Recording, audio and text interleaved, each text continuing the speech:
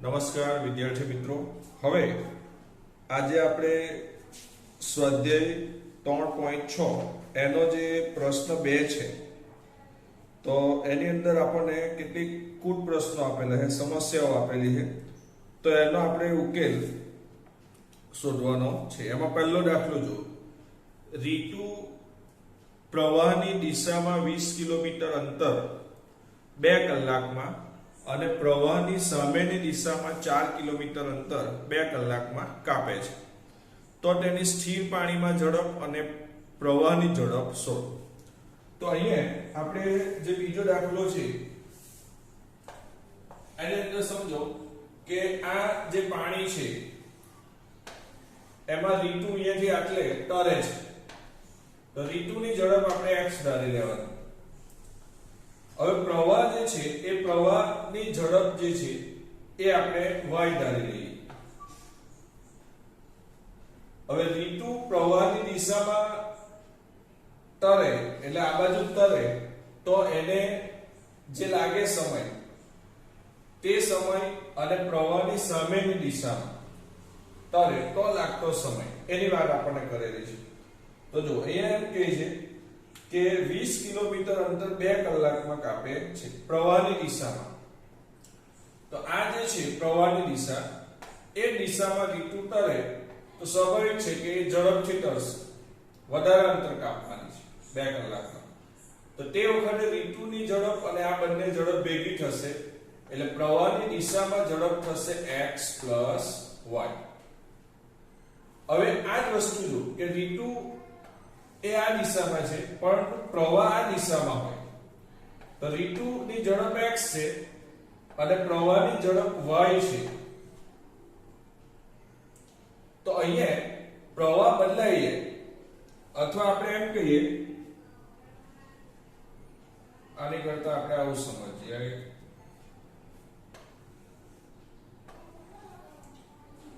કે આ દિશા બંને એક જ દિશામાં હોય તો ઝડપ x y થવાની, પણ જ્યારે રીતુ આ દિશામાં આવશે સામેથી આ દિશામાં, ત્યારે પાણી આમ જાય છે અને રીતુ આમ આ દિશામાં આવશે એટલે બંને એકબીજાની વિરુદ્ધ થશે, તો ત્યારે એની ઝડપ શું થઈ જશે? ઘટી જશે. તો એ થઈ જશે x y. તો અહીંયા રીતુની ઝડપ કેટલી થઈ જશે? x y થઈ જશે. તો રીતુ પાણીની ઝડપમાં પાણીની દિશામાં આગળ વધે તો એની ઝડપ x y થશે અને વિરુદ્ધ દિશામાં હોય તો x y થશે. તો અહીંયા આપણે રીતુની ઝડપ પહેલા લખીએ. તો રીતુની સ્થિર પાણીમાં ઝડપ ધારો કે x કિલોમીટર છે,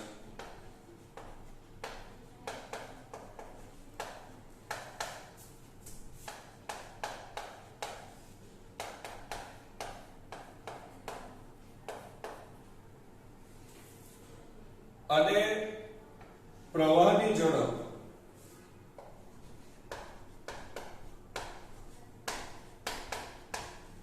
બરાબર y કિલોમીટર છે.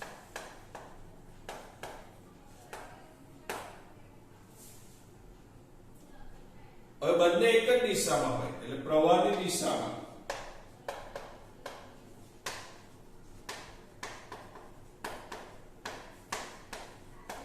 રીતુની ઝડપ, તો પ્રવાહની દિશામાં રીતુની ઝડપ બંને એક જ દિશામાં હોય તો વધશે x y કિલોમીટર પ્રતિ કલાક. અને સામે પ્રવાહે રીતુની ઝડપ, સામે પ્રવાહ એટલે પ્રવાહ આમ જશે ને રીતુ સામે આવતી હોય તો ત્યારે એની ઝડપમાંથી પ્રવાહની ઝડપ બાદ કરવાની એટલે x y કિલોમીટર પ્રતિ કલાક. ઝડપ ઘટશે. તો તમને આ વસ્તુમાં ખાસ ખ્યાલ આવી ગયો હશે. આ જે છે એ તમારે ખાસ આમાં સમજવાનું છે. ચાલો હવે તો આપણે સરળ જ છે. ઓકે, હવે આપણે 9મા ધોરણની અંદર આ એક સૂત્ર ભણી ગયા. કયું? ઝડપ બરાબર અંતરના છેદમાં સમય. તો ઝડપ એટલે શું? કાપેલું અંતર છેદમાં લાગતો સમય. તો આની ઉપરથી આપણે સૂત્ર આ સમીકરણ બનાવવાનું છે. ચાલો હવે પહેલું કહે છે જો 20 કિલોમીટર અંતર 2 કલાકમાં કાપે છે પ્રવાહની દિશામાં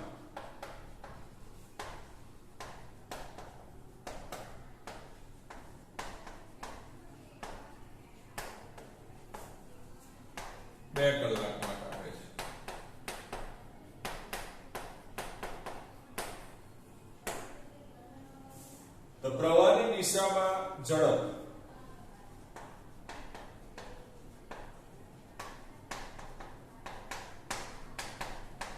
બરાબર અંતરના છેદમાં સમય. તો રીતુની પ્રવાહની દિશામાં રીતુની ઝડપ કેટલી છે? x y. અંતર તો કાપેલું અંતર છે 20 કિલોમીટર અને લાગતો સમય છે 2. તો આવડી જશે. તો x y બરાબર 10. આ સમીકરણ નંબર 1 થશે. ચાલો હવે બીજું. પ્રવાહની સામેની દિશામાં 4 કિલોમીટર અંતર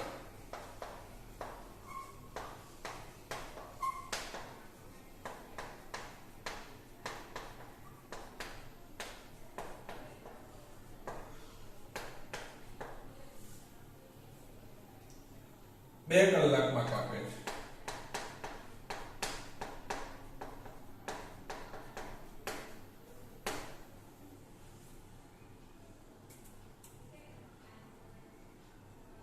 તો હવે સામે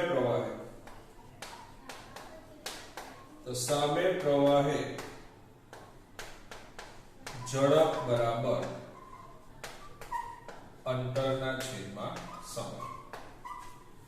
તો સામા પ્રવાહે ઝડપ કેટલી છે? x y. તો આ થશે x y બરાબર અંતર.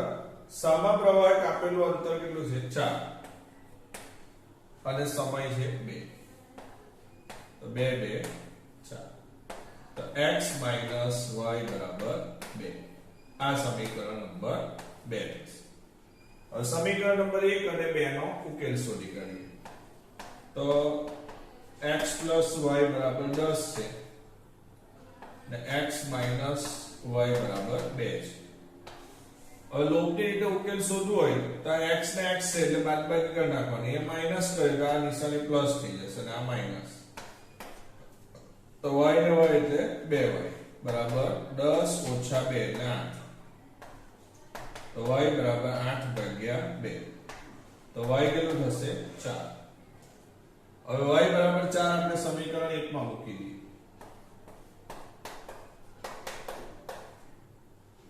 તો x બરાબર 6 y બરાબર 4.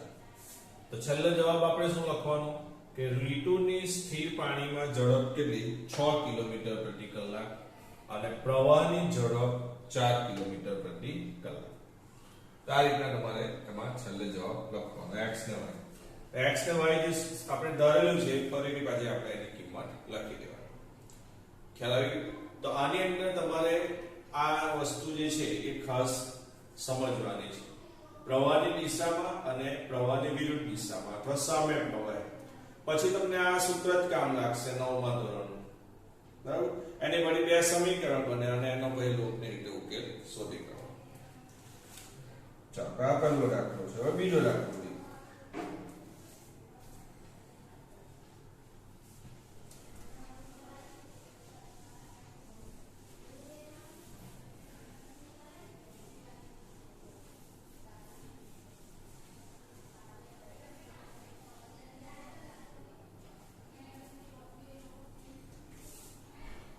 સ્વાધ્યાય 3.6 એનો પ્રશ્ન 2 નો બીજો દાખલો કે બે સ્ત્રીઓ અને 5 પુરુષો સાથે મળી એક ભરતકામ 4 દિવસમાં પૂરું કરી શકે છે.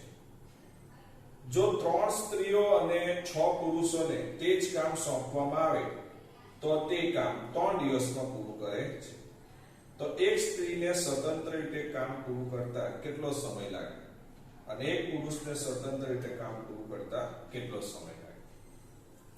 હવે શું શોધવાનું છે? એના માટે આપણે x ને y ધારવાનું છે, એ આપણને ખ્યાલ છે.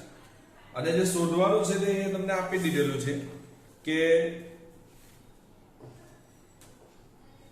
એક સ્ત્રીને સ્વતંત્ર રીતે કામ પૂરું કરતા કેટલો સમય લાગે, ઇટ મીન્સ કેટલા દિવસ થાય, બરાબર છે.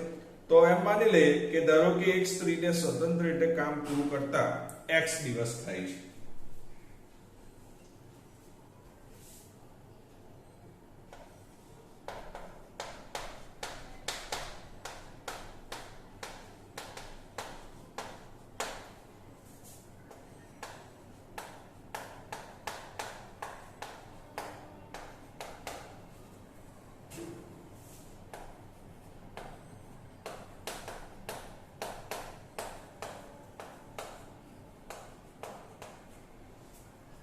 અને એક પુરુષને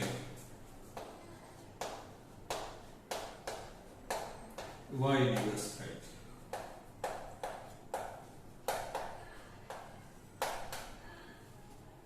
તો એક સ્ત્રીને સ્વતંત્ર રીતે કામ પૂરું કરતા x દિવસ અને એક પુરુષને y દિવસ થાય છે. ચાલો હવે આપણે કામનો દર એવું ભણી ગયા છે કાઈ કરીને. તો કરેલું કામ છેદમાં લાગતો સમય. તો અહીંયા એક સ્ત્રીને સ્વતંત્ર રીતે કામ પૂરું કરતા કેટલા દિવસ થાય છે? x દિવસ. તો જોજો, એક સ્ત્રીને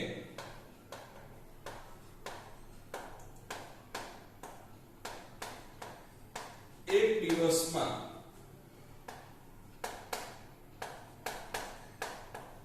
કરેલું કામ બરાબર, ઓકે, એક સ્ત્રીએ એમ લખીએ આપણે ને કરતા એક સ્ત્રીએ એક દિવસમાં કરેલું કામ. તો કરેલું કામનો તમને દર આપણે ભણી ગયા. તો કરેલું કામ છેદમાં લાગતો સમય. તો આ એક કામ છે એટલે કરેલું કામ એક કહેવાય અને એને માટે લાગતા દિવસ કેટલા છે? સ્ત્રીના x દિવસ. તો આટલા ભાગનું કામ કરેલું કહેવાય.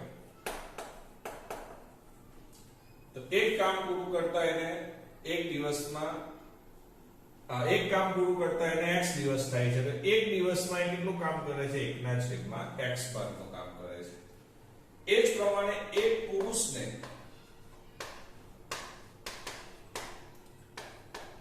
એક દિવસમાં એક પુરુષે એક દિવસમાં કરેલું કામ બરાબર 1/y ભાગ.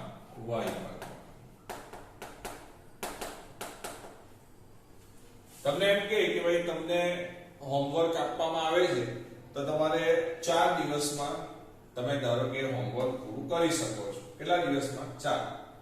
તો એ એક કરેલું એક કામ કહેવાય, બરાબર છે. અને તમે કેટલા દિવસમાં પૂરું કર્યું? 4 દિવસમાં. એટલે એક દિવસમાં તમે કેટલું કામ કર્યું? તો કરેલું કામ છેદમાં લાગતો સમય એટલે 1/4. તો એવી રીતના અહીંયા x દિવસ છે એટલે 1/x ને y દિવસ છે એટલે 1/y. તો એક સ્ત્રી અને એક પુરુષ બંને ભેગા થાય તો એક દિવસમાં કેટલું કામ કરે? તો 1/x વત્તા 1/y. ઓકે, હવે આપણે જો કેટલા અહીંયા કીધેલા છે સ્ત્રી અને પુરુષ. 2 સ્ત્રી અને 5 પુરુષ. 2 સ્ત્રી અને 5 પુરુષને એક કામ કરતા ભરત કામ છે, એક કામ કરતા 4 દિવસ લાગે છે.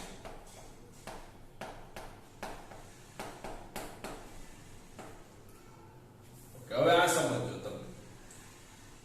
તો 2 સ્ત્રી અને 1 પુરુષને એક કામ કરતા કેટલા દિવસ લાગે છે? 4 દિવસ લાગે છે. માટે 2 સ્ત્રીએ અને 5 દિવસમાં કરેલું કામ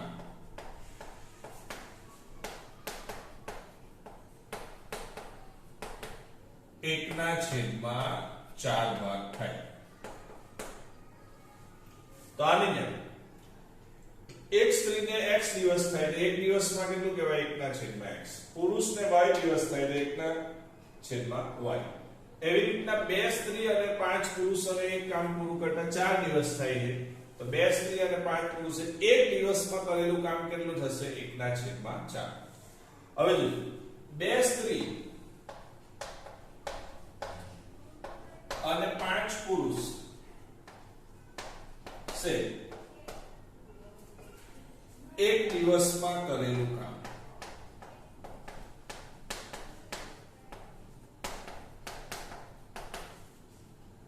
તો એક સ્ત્રીએ એક દિવસમાં કરેલું કામ કેટલું? એકના છેદમાં x. તો બે સ્ત્રીએ એક દિવસમાં કરેલું કામ 2 ના છેદમાં x. એક પુરુષે એક દિવસમાં કરેલું કામ 1 ના છેદમાં y. તો પાંચ પુરુષે એક દિવસમાં કરેલું કામ 5 ના છેદમાં y. આટલા ભાગ કહેવાય. તો જો આ બંને વસ્તુ સરખી જ છે, બરાબર છે. આ એક દિવસમાં કરેલું કામ આટલું અને આ આપણે આ પ્રમાણે શોધ્યું. તો આ બંને એક દિવસમાં કરેલું કામ કહેવાય. એટલે આ બંને સરખું થાય. તો 2 ના છેદમાં x પ્લસ 5 ના છેદમાં y બરાબર 1 ના છેદમાં 4. તો આ સમીકરણ બનશે. તો આને આપણે અત્યારે ધારો કે નંબર 1 આપીએ. ચાલો હવે એ જ પ્રમાણે આપણે બીજું વાક્ય વાંચીએ. જો 3 સ્ત્રીઓ અને 6 પુરુષો, 3 સ્ત્રીઓ અને 6 પુરુષો એક કામ 3 દિવસમાં પૂરું કરે છે.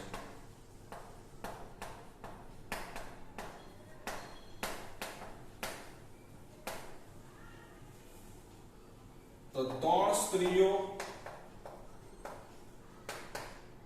અને 6 પુરુષો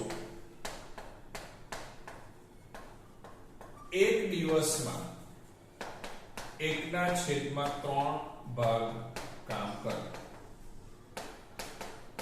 અને આ 4 દિવસ, તો એક દિવસમાં કેટલું? 1 ના છેદમાં 4. હવે આપણે આના પ્રમાણે એક દિવસમાં ઉડી કાઢીએ. તો જો 3 સ્ત્રીઓ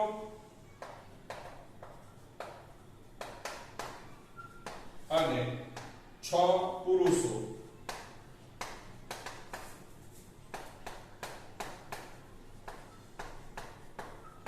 એક દિવસમાં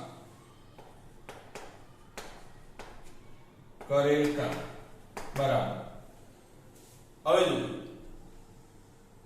એક સ્ત્રી એક દિવસમાં કેટલું કામ કરે? તો 1 ના છેદમાં x. 3 સ્ત્રી કેટલું કરશે? 3 ના છેદમાં x.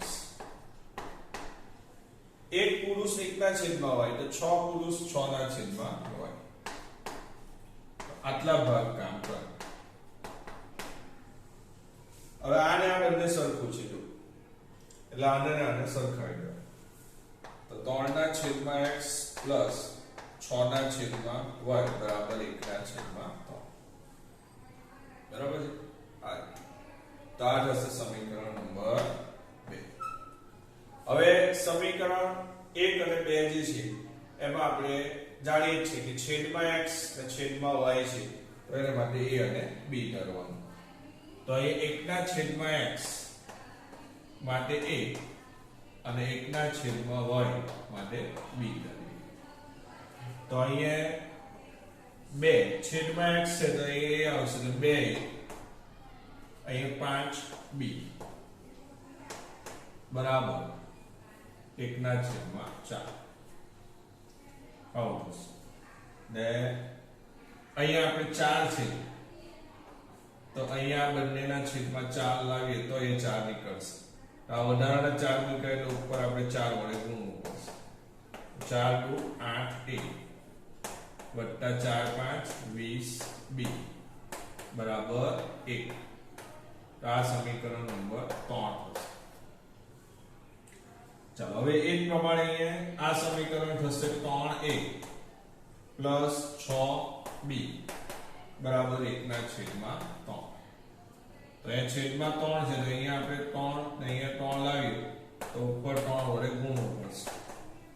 તો 3 3 9a 6 3 18b બરાબર 1. આ થશે સમીકરણ નંબર 4. હવે સમીકરણ નંબર 3 અને 4 એનો તમે ઉકેલ શોધી શકો. તો અહીંયા આપણે ચોકડી ગુણાકારની રીતે, આદેશની રીતે કે લોપની રીતે આ ત્રણમાંથી કોઈ પણ પસંદ કરી શકીએ. તો આટલું જે છે એ તમે પહેલા લખી લેજો, પછી આપણે એની ગણતરી કરવાની છે. તો આપણે કઈ રીતથી ગણીશું એ આપણે નક્કી કરી અને પછી x ને y આમાં લખવાનું છે. તો આ તમને ખ્યાલ આવી ગયો છે, એટલે આપણે સાફ કરી નાખીએ છીએ આ ગણતરી બતાવવા માટે.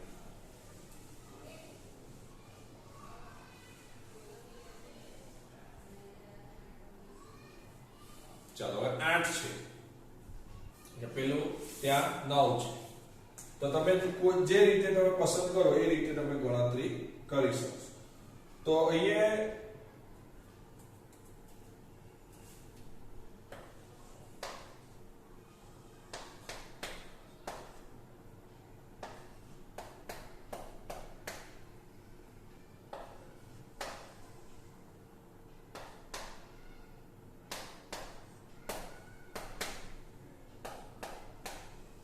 આ બે સમીકરણ.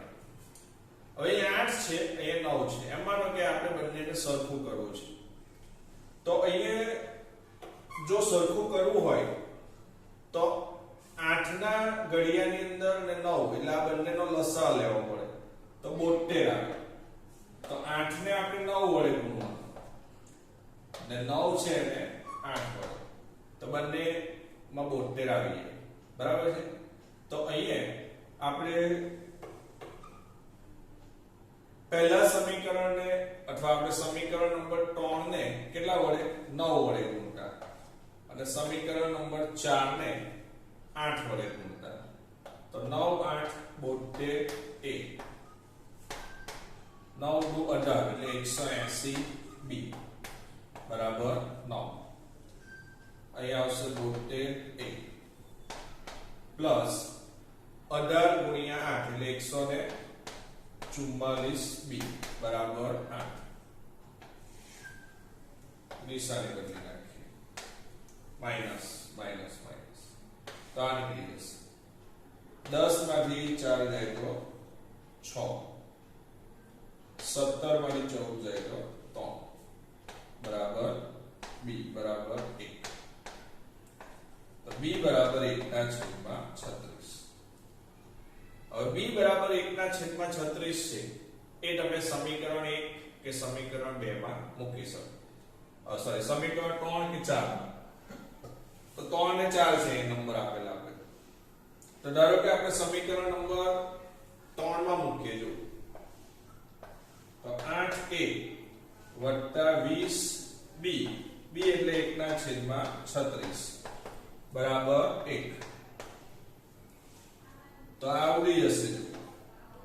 10 દુ 20, 18 દુ 36, 5 દુ 10, 9 દુ 18. તો આ રીતના થશે. હવે અહીંયા છેદમાં 9 છે અને અહીંયા 5 છે. તો આ સમીકરણ આવું થવાનું છે.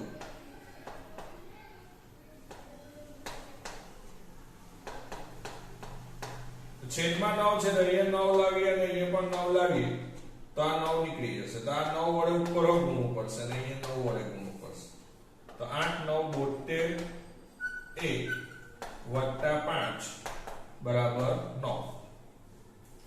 હવે આ 9 છેદમાં બંને બાજુ નીકળી જશે. વત્તા 5 ને પેલી બાજુ લઈ લો તો 72 બરાબર 9 ઓછા 5.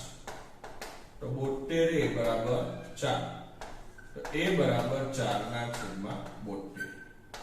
તો આ 18 ચોકુ 72. તો a બરાબર 1/18. તો a અને b જે છે બંને એના આ જવાબ આવશે.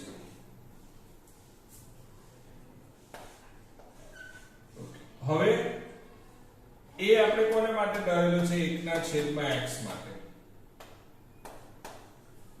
ને 1/y માટે આપણે શું કરેલું છે b તો b કેટલું છે 1/36 તો આનો વ્યસ્ત કરીએ તો આનો વ્યસ્ત થશે x બરાબર 18 ને y બરાબર 36